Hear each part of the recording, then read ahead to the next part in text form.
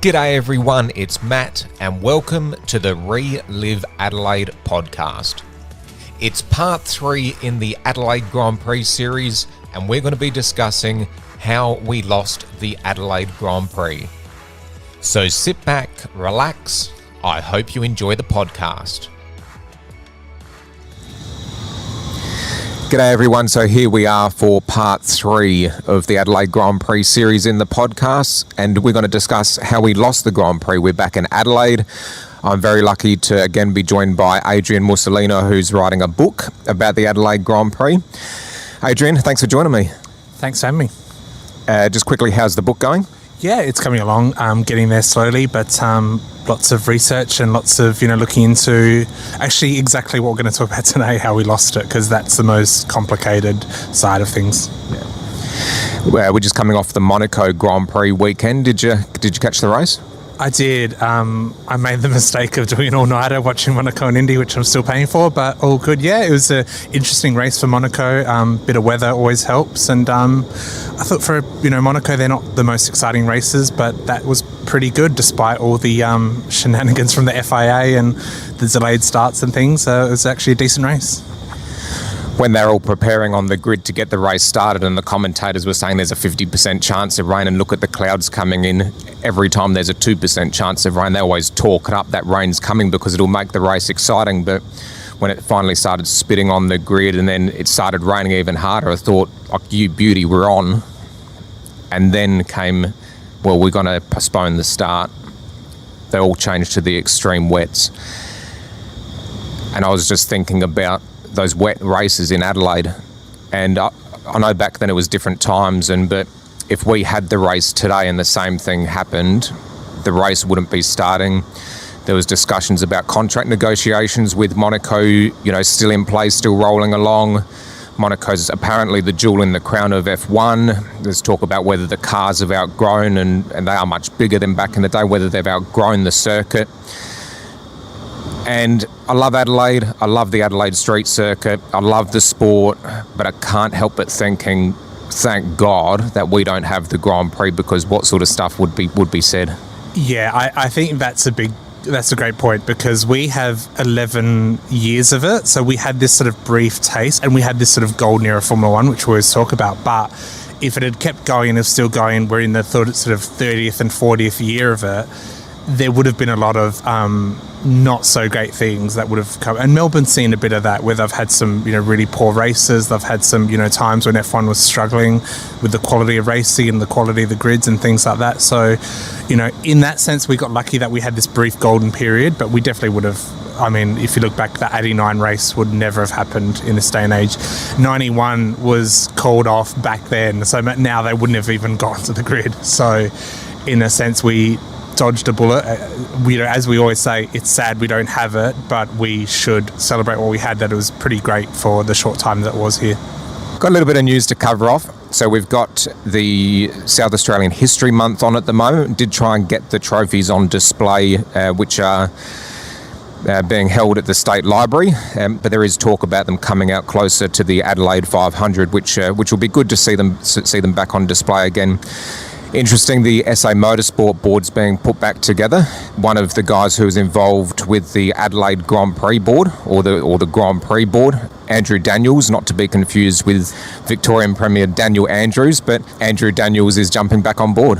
Yeah, it's great. It seems like they're getting the old band back together, which is really good. And the main point is there is going to be a motorsport board running the event as opposed to the government running the event. So it will be motorsport experts running it, which is, the success of the Grand Prix and the Adelaide 500 is because you had that formula. So it's great they're doing that. Obviously a lot of work for them to get it up and running in December. It's a very short time frame given they have to essentially start from scratch. But so far so good with the appointments and just the sort of, the word coming out of the board and the government. It seems pointing back to getting the event to where it should be. Yeah. And I know that Peter Malinauskas has been saying recently that the event is definitely happening, so that's obviously good to hear as well.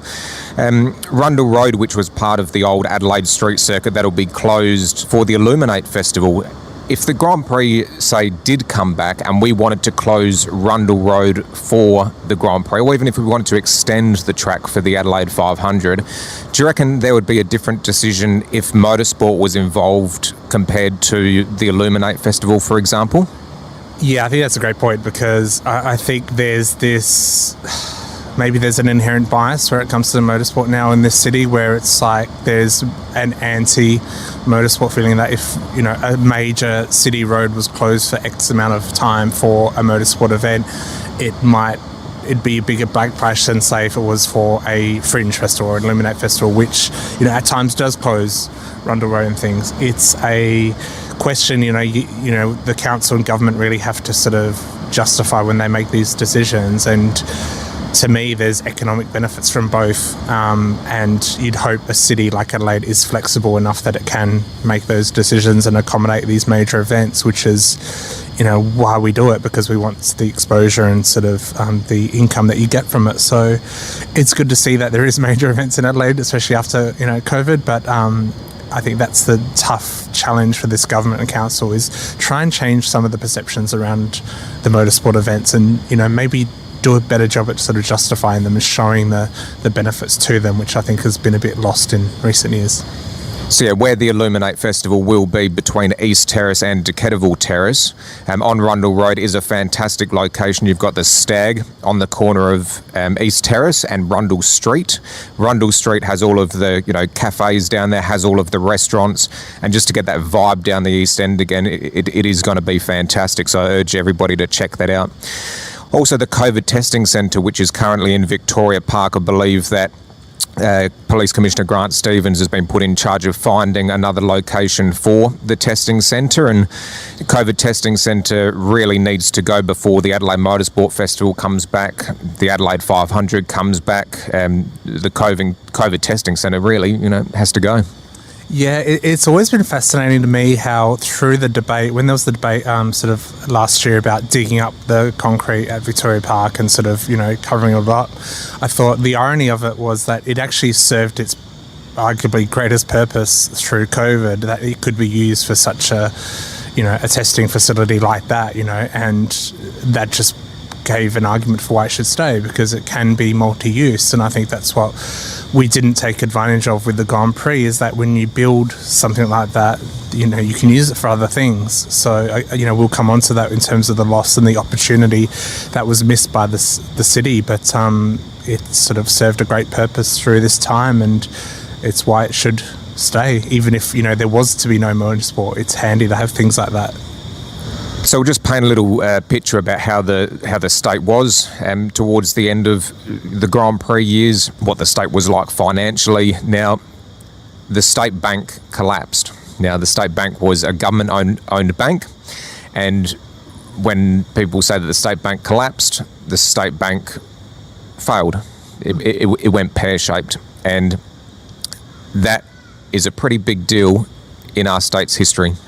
Yeah, it's massive, and I think we lose sight of that when we talk about the loss of the Grand Prix. It really begins with the collapse of the state bank, because it essentially sends the state broke. So any financial outlay that came after that had to be scrutinised heavily, and obviously the Grand Prix is a costly event, especially Street Circuit that you had to build each year. So it, you know, came under this big stress.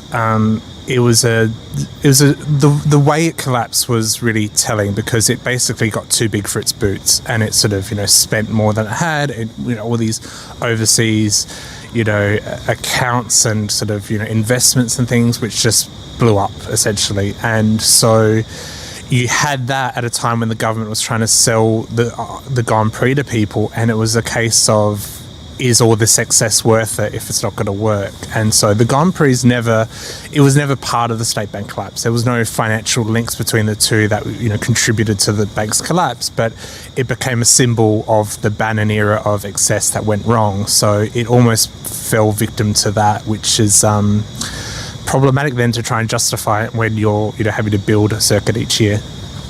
So John Bannon was the Premier and Tim Marcus Clark was involved with the State Bank. Was he also involved with the Grand Prix? Yes, so he essentially ran the State Bank, and he also, was heavily involved with the Grand Prix. So the two key figures in the State Bank's collapse are also two key figures in the Grand Prix, which again is, problematic for the Grand Prix because you're sort of tarnished by association. So you have, as the State Bank collapses, you have people looking at the Grand Prix going, well, if it's the same people involved in the bank's collapse, who's to say that, we can't necessarily trust them or believe them with the Grand Prix when they're telling us that it's a worthwhile financial event, considering they've just sent the state bankrupt, essentially. So it's a very difficult thing to disassociate from, even though there wasn't a direct link.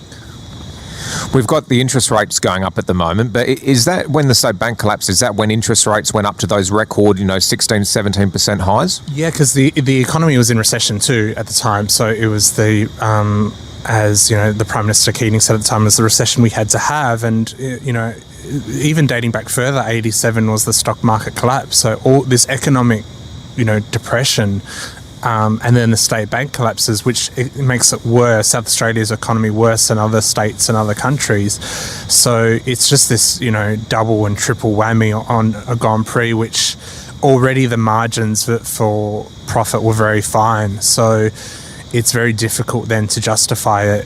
When you look at the early Grand Prix, they make a very small loss, or in fact there was, a year or two where it made a bit of a profit. Then when you get into the economic stagnation, and the costs associated with it, grow and grow, then it becomes more difficult to justify, especially when the people running it are the people who essentially, were to blame for the state's economic collapse. In 1991, the erection of the circuit and dismantling costs for the Grand Prix was showed over $5.8 million, and it still happens now with the Adelaide 500. Every year the circuit's built, every year the circuit's taken down. The same stuff seems to go up and the same things seem to come down. Around the roads, you can understand that sort of stuff needs to come and go, but inside Victoria Park, surely we can have, the same as with the racetrack, it's multi-use, surely we can have a multi-use facility within Victoria Park. Yes, and this dates back to how we got the Grand Prix in the first place. So we got it, and essentially, as we discussed in a previous podcast, the initial circuit design was for within the city. It was later in the day that Victoria Park comes into play, and the reason the Grand Prix was allowed to happen in Victoria Park was because there was a promise that no permanent infrastructure would go up, that essentially come in each year, build it, take it down. Obviously with that comes a heavy cost, and that cost just increases with inflation and things like that. So when essentially that's a sticking point right away, is the fact that this is going to cost more and more each year, and the economic benefits are hard to quantify, but the actual profit margins are very fine. So there's talk around 92, 93 of doing a permanent structure within Victoria Park, like grandstands and the pit building and things. That got knocked back by the council, and the government wasn't quite supportive given the State Bank collapse at the time. So essentially once that goes, it's almost guaranteeing a financial loss each year. In that climate, it became very difficult to justify. So that question of a permanent facility really is the heart of how we lost it, because essentially you're setting yourself up for a loss each year. So we've had the State Bank fall over. The state's not in a good position. They've said no to having any permanent infrastructure in Victoria Park, so obviously that weighs more in on cost. John Bannon had a very good quote, and sort of comes back to there needing to be a permanent facility in Victoria Park. He said, often a project in SA is only good if it's not going to happen. And even now we still see that, say during the Adelaide Oval upgrade, when they wanted to upgrade Adelaide Oval, all of the grandstands being, rebuilt, redone, that was all poo-pooed. Then the hotel was going to be attached on the side. That was all poo-pooed. Now that it's all done, we're looking at one of the best sporting facilities in the country, Adelaide Oval. Surely we need to be looking at that again now that the Adelaide 500's back, and looking at what can be done and how we can incorporate a building.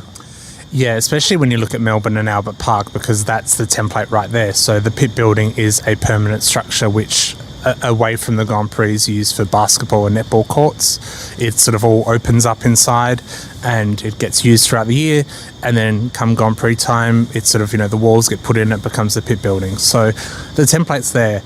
The difference in Adelaide is obviously the parkland, heritage, and is very strict in terms of what you can do. And I just, considering, last year there was a debate about tearing up the concrete that's there, which isn't in any way, stopping anything from happening. The fact that there was that debate, to me, it seems so far removed from the idea of a permanent structure, sadly. And I think if we couldn't do it for an event the size of the Grand Prix, it seems to be unlikely that we would do it for an Adelaide 500, which is at a smaller scale. Obviously, it's a national event. So to me, I just can't see it happening. I think that it becomes a question of you just have to justify the costs each year by making money, and the margins are better for the Adelaide 500 because it doesn't cost as much in terms of the rights and fees, etc. So it was a missed opportunity with the Grand Prix. It just has to, you have to learn the lessons and go, okay, well, we just have to adapt accordingly because we've seen through the whole history, the parklands are very treated, the protection of it is very important to this state. So you just have to adapt if we are going to have motorsport in the park. So that permanent infrastructure is not allowed. Obviously a huge cost involved there.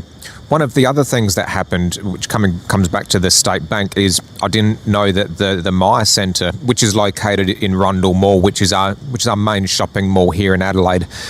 You walk down it, you look at all the buildings now, and the Myer Centre doesn't really stand out as this, we use that old saying, jewel in the crown. But I didn't know that the Myer Centre played a part in a way of us losing the Grand Prix, because that led to the state bank collapse. Was it $1 billion that it cost to build back in the day?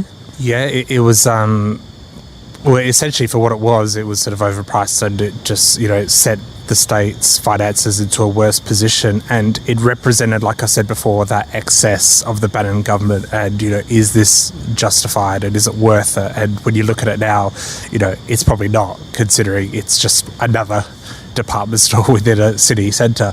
But at the time, it was very damaging to the economy, and again, it just represented that sort of feeling of, is this all worth it? And at the same time, you've got a government trying to justify this Grand Prix and saying, it's worthwhile, we have to spend this money, and you've got all these other projects that are doing the same, but, are sending the state broke. It's very difficult to justify that. So it's, all this climate is just happening around the Grand Prix, and it just becomes a victim of, everything around it. So the state bank collapsed. John Bannon was in power with the Labor government until September of 1992. But then Lynn Arnold came into power again with Labor. So what happened in 1992 for John Bannon to leave? Essentially, the pressure of the state bank collapse was too much for him, and there was royal commissions and things looking into it, and it was very hard to disassociate him from what had happened. So he resigns, and he eventually soon after leaves politics completely. And once that happens, he was the ally with Bernie Ecclestone. So John Bannon is the reason we had the Grand Prix. He went over to London. He sort of spearheaded the negotiations. At the time, it was unprecedented for a head of government to be sort of leading the charge. It was usually a promoter or someone like that. So Ecclestone is quoted as saying, as long as Bannon's in power, the Grand Prix is staying in Adelaide. Once he leaves then it's very hard for someone else to come in and replace that sort of relationship. So Lynn Arnold comes in, there's all the positive signs that they want to keep the Grand Prix. He does negotiate with Bernie Ecclestone and things, but Bernie, he's a smart guy, and he's switched on in terms of what was happening in Adelaide. He was reading the reports. He was reading the media that was saying, what's the point? He was seeing the economic collapse and things like that. So, he was open to other suggestions, especially, at a time when the state could not really guarantee a long-term Grand Prix future, considering that, the economic mess it was in.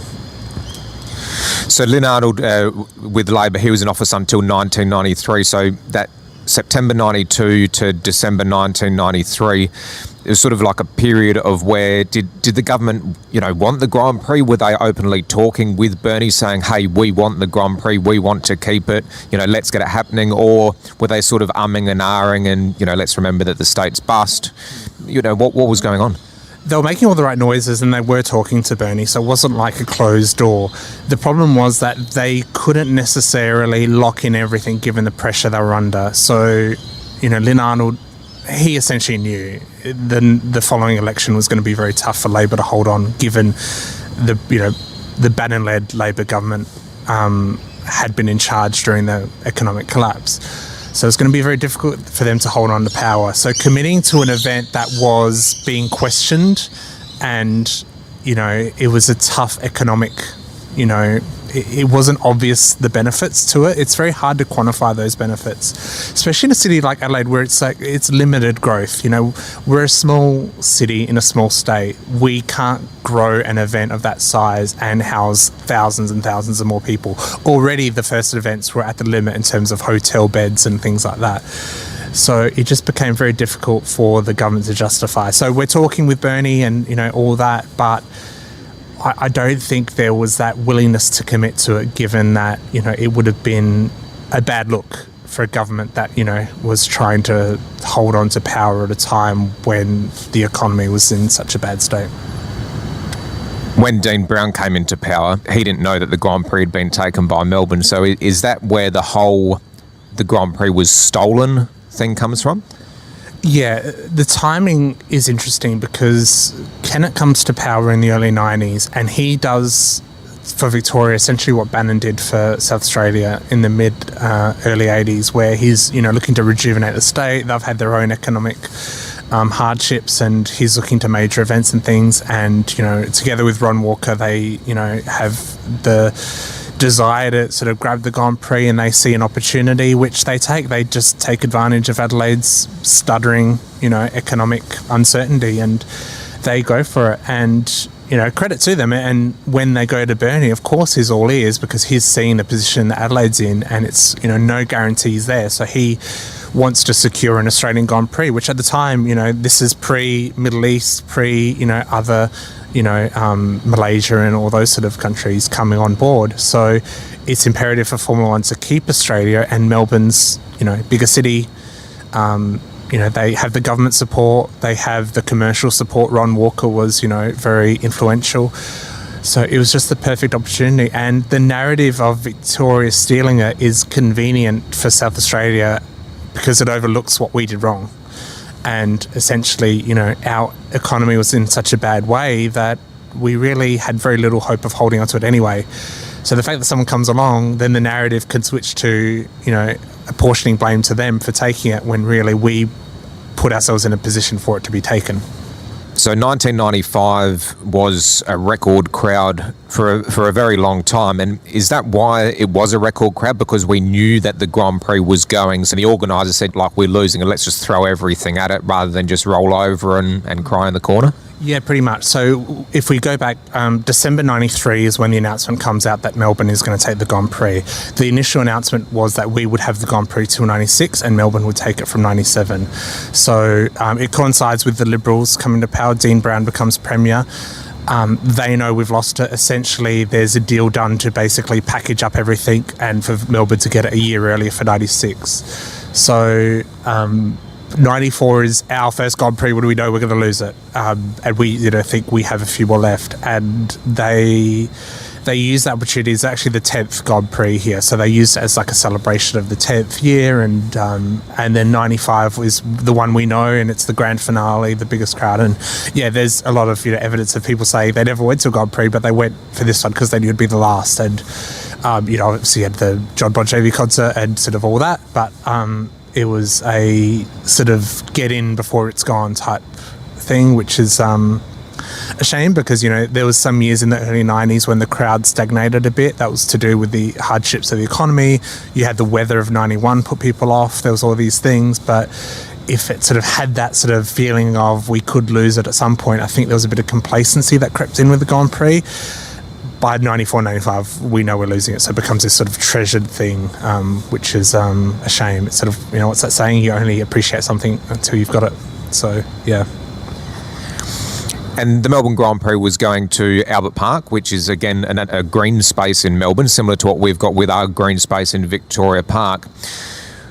What was the feeling over in Victoria? Was everybody celebrating the fact that they've got it, or was there big pushback similar to what we had with Victoria Park, where, I don't know how else to sum it up, the green movement got involved and wanted to save that green space? Yeah, if anything, it was more vocal and more organised in Albert Park, and there was, talk of disrupting that first event and things. It was more the opposition to the event was better organised than here, so they risked more in terms of what Jeff Kennett and Ron Walker pushed for, because that Albert Park area, sort of like Victoria Park, was very underutilised, and they turned it into something which could be used all year round, like I was saying with the pit building. So it was great they did that, but there was definitely that pushback. The thing that made it sort of feel even more a bitter pill for us to swallow, talking from an Adelaide perspective, was it went from, we had the final race of 95 in Adelaide, and then Melbourne is the first race of 96. So they're essentially back-to-back over 2 years. So, direct comparisons were impossible to avoid, given that, the Formula One contingent flew out of Adelaide, November 95, then they're coming back to Melbourne in March 96 for the very next race. And so that sort of made it worse in a sense for us. It was basically taken, and the very next race was in Melbourne. So it was the reason we lost the Grand Prix. State Bank collapsed. The economy wasn't very good. There was expense, obviously, towards the Grand Prix, which was growing. The government at the time sort of little bit of off and on whether they wanted to keep the Grand Prix or not. And the Victorians saw that opportunity and took it, and here we are.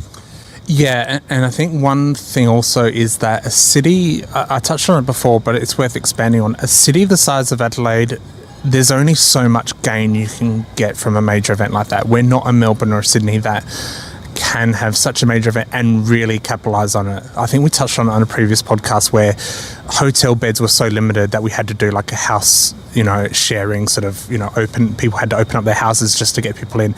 There's one year where there was a proposal for hospitals to rent out their unused wards to get people in, because it was so tight in terms of how can we get these people in. When you look at that, it sort of makes sense that we're going to struggle to keep up with the growth of what the event needed to be, and I really do believe Formula One would have outgrown Adelaide if it had stayed. It's around this time, late 90s, when other countries come in with big government funding. Malaysia's one of the first ones to come in, and then you sort of see, the Middle East comes on board, and now we see America with Las Vegas and Miami, that sort of, Azerbaijan and all these countries. The fees they're paying are astronomical. No way could Adelaide afford that. So Formula One outgrows Adelaide, not to mention the state bank collapse and the economic conditions. So there's that. So it's just a case of it almost sort of accelerated what probably would have happened anyway. Even if the state bank doesn't collapse, I can't imagine we have a Grand Prix here in Adelaide. Going back to, we spoke in previous podcasts how we got it. Sydney and Melbourne were in the race. They just didn't get organised enough. Once they see what a success it is, they're ready to go and they want it right away. There's talk of, even in 85, there was talk of Melbourne, it actually worked. We should, have been serious with how we, go about it.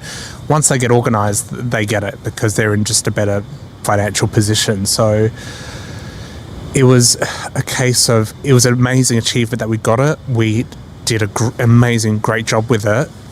But I think the reality of it was going to be very difficult to keep. If you look at Formula One, very few cities our size keep those sort of events. The events that survive, like Monaco and Montreal, they work for very specific reasons, which we didn't necessarily have. If we'd done a permanent structure in Victoria Park, if we had sort of, put it in, committed to that long-term investment, we might have been able to make it work, but we didn't. And that's our missed opportunity. And yeah, also coming back to that state bank collapse and John Bannon stepping down and him being the guy who brought the Grand Prix to Adelaide, who was in discussions with Bernie, who was that, I don't know whether they were friends or whatever, but, who was that contact with Bernie, him stepping down, and, the rest is history. Just want to quickly come back to something you said. So there was the homestay program, and just having a little chuckle, so I didn't quite catch it, but you said that there was the idea floated to open up hospital beds so visitors could rent out a hospital bed and stay in a hospital. Essentially, it was I think it was in the late 80s, and it was at a time when it was very difficult to get a bed to stay at during the Grand Prix, and the government was doing all it can to help the board find beds. And it was a story, you could look it up. It was in the Advertiser, and it was a proposal for hospitals to essentially rent out unused wards to get people in, which is, we can laugh about it now,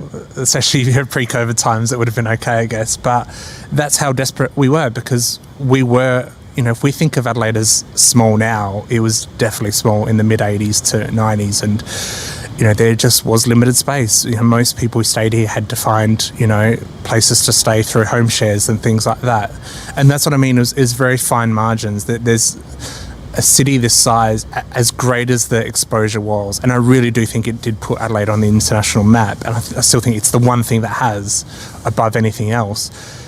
You can only truly maximise if you have the infrastructure growing with it, and we never really did.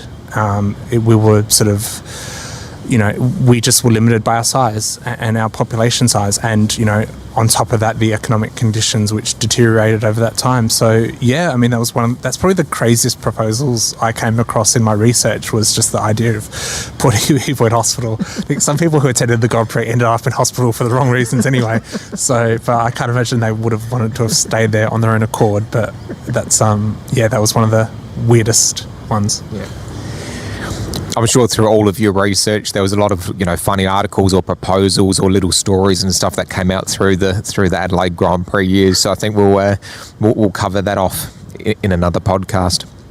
So we've been talking for quite a while now about the reasons why we lost the Grand Prix, but if the average punter in the street came up to you, obviously, I don't know whether you would or not, but you might not sit down with him or her for half an hour explaining all of those reasons. So how would you sum it up just in a few sentences on why we lost the Grand Prix? Essentially, it comes down to the economy collapsed within the state, and it was very difficult for the government to justify the cost associated with it. And meanwhile, there was another city that came along and offered a better alternative for the time. Not better in the sense that it was a better Grand Prix, but just in terms of their economic state. So it begins and ends, to me, with the state bank collapse, and it ends with the Victorians coming along and doing the deal with Bernie, and that's the reality. I know everything looks good in hindsight, but looking back now, 2025, which is, and I will say just around the corner because this year's flying as it is, but 2025 will be the 30th anniversary of our final race. Everything looks good in hindsight, but do you think now, looking back, it was good that we lost the Grand Prix? Probably not good in terms of how we lost it and the timing. I do think the point, though, is we would have lost it eventually. To me, the turning point comes, as we discussed, the opportunity in 92, 93 to build permanent infrastructure in Victoria Park. That was the opportunity where they could have, put a stake in the ground and go, okay, we're going to do this. We're going to guarantee the long-term commitment. We're going to go to Formula One and say we're going to, investing in the infrastructure. It'll, justify itself over the years. It'll cut our costs, and we'll, sign a long-term deal. That missed opportunity means that we would have lost eventually. It just became too cost prohibitive to build it up each year, especially now when you see the new countries and cities that are bidding for Formula One. I mean, I never would have thought I'd see a Grand Prix in Las Vegas down the strip in my lifetime, but here we are. We're seeing it next year. To think that Adelaide could be alongside that is a bit of a stretch. We were a product of our time, the 80s and 90s, when it was us and Japan, America, Canada, and that was it outside of Europe. So, it happened how it happened, and it accentuated the loss, but it probably would have happened in the long term anyway. So, it is what it is. I always look back and I go, we did get a golden period. We got the best time. You look at the events that happened around the time we lost the Grand Prix, Ensenna's passing and this new generation coming through. It was good in that sense that Formula One was changing anyway, so we, got the best years, if you like. Yeah. I guess, that's a good way to sum it up is, we got the best years, and it was probably wrong saying, was it good that we lost the Grand Prix? Maybe a better thing would be to say, was it the right time that we lost it? So we had those 11 years. If it had continued, would it have sort of either plateaued and then plummeted off a hill? Yeah, and we saw that in Melbourne. Pre-COVID, it was very difficult to justify for Victorians to keep the Grand Prix given the cost. There was even an agreement between the government and Formula One that they weren't going to release the costs and the race fees and that, because they knew every year it was leading to this debate about what's the point of us keeping it. COVID happens and you saw the 2022 version of the Grand Prix sold out and great crowd and all that. That was almost a product because they had the chance to miss it and appreciate it. If that didn't happen, it seemed to have been stagnating itself, and that would have happened here. And it was in the early 90s. You could see, if you watch the 92 race, for example, there's a lot of empty grandstands in the background. So it's just inevitable as it happens. I mean, here we are talking about whether Monaco is going to be on the calendar moving forward. That would have been unheard of, a while ago. Now it's a genuine possibility because just things evolve and change. One of the things I do quickly want to cover off, because we have said that the state was in a poor way financially, and that the Grand Prix was costing us money. The Grand Prix did have huge benefits for the state as far as bringing in income through tax revenue, through hotel stays. $26 million upwards was quoted through a report by Price Waterhouse. So just wanted to cover that off, that even though the Grand Prix was costing us money, there were still benefits for the state, because we do now see it with the Adelaide 500 and people talking about that event costing us money, but don't necessarily see those benefits as well. So just want to expand a little bit on those benefits that the Grand Prix brought to the state. Absolutely. One thing is, when we talk about lost money, it's actually not much in terms of, modern day equivalent, in terms of, if you look at what Victoria loses compared to what we lost is very minimal. It's just the fact that the margins were so small at an economic tough time. But in terms of the benefits, there has not been, and there probably won't be, an event that did as much for Adelaide as the Grand Prix in terms of international recognition and things. And I think, if you really, analysed it to the nth degree, you'd probably find there's still some economic benefit today, because there's people, from Europe who would only know Adelaide through the Grand Prix. That's what you pay for with an event like the Grand Prix. You pay for that international exposure that, like we said in a previous podcast, Adelaide is still talked about when they talk about Ayrton Senna's last win, or Michael Schumacher's first championship, or, Nigel Mansell's tyre bar. It's Adelaide that's referenced, and you can't put a price on that sort of exposure, and that's what we got. And it was great for the state, and I think there'd still be a benefit to that. And it's hard to quantify those things, though. So it's easy to say, the Grand Prix lost X amount of money, balance sheet, it's there in black and white. But it's the intangible things, but they were definitely there. And there's people who came to Adelaide for no other reason than the Grand Prix. I've spoken to a number of people who came to Adelaide for the Grand Prix, who worked in Formula One, who've stayed, who still live here, who, loved it here so much they came back, or they met someone and they're now married and settled here. You can't put a price on that, and that's why you get an event like the Grand Prix. So today we covered off in part 3 how we lost the Grand Prix. I think now it's time that we moved on as far as the state's opinion goes, rather than looking back at the Grand Prix and thinking, it's something we lost to Victoria and getting all down about it. That we actually look back and we celebrate it. So in part 4, we're going to go through some of the ways that we can celebrate and remember the Adelaide Grand Prix. Maybe some ways we can put in some permanent reminders. One of the things happening later this year already, though, is the Adelaide Motorsport Festival. And I think, like you've touched on before, it's a huge, living, breathing festival showing all of those Adelaide Grand Prix cars as well. Yeah, I think in the absence of a museum or a permanent thing that people can go visit and go, this is evidence that there was a Grand Prix. Victoria Park, this track there, the actual concrete is that. Really, that's the bare minimum of what we should have. The Motorsport Festival is that living, breathing, celebration of it, with the Grand Prix cars and the Grand Prix drivers, and that celebrating that Adelaide Grand Prix era. So I think that's the perfect way to celebrate it. And it's amazing that it's back, and it's fantastic, and hopefully it grows from strength to strength, and it'll be the embodiment of what the Grand Prix was. And even though we lost the Grand Prix, there is, the Tour Down Under, the Adelaide 500, the Adelaide Motorsport Festival. We have those because of the Grand Prix. So it's that sort of, the legacy is there. It just has to be acknowledged. Well, that brings us to the end of part 3. Adrian, again, I appreciate your time. I appreciate your knowledge on the subject. We'll catch up in a month's time for part 4. Thanks again. Sounds good. Thank you. Well, there we have it, the end of part 3. What did you think? Don't forget to follow the podcast on Acast. Also, look us up on Facebook or YouTube, Relive Adelaide. I'm looking forward to joining you next time. Until then, bye for now.